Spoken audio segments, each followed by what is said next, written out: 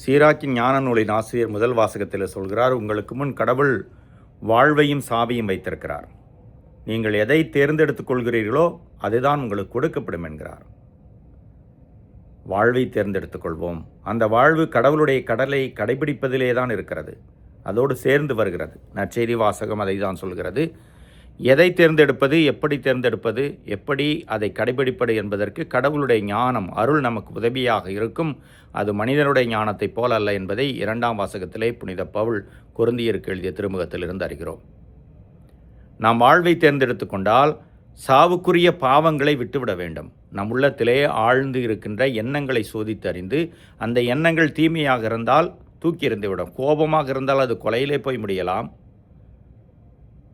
தீய எண்ணமாக இருந்தால் அது பாலியல் சம்பந்தப்பட்ட தவறான உறவுகளிலே போய் சிக்கி தவிக்கலாம். இதைதான் ஆண்டவர் இயேசு கிறிஸ்து நற்செய்தி வாசகத்திலே தெளிவாக்குகிறார். வாழ்வை தேர்ந்தெடுத்துக் கொள்வோம்.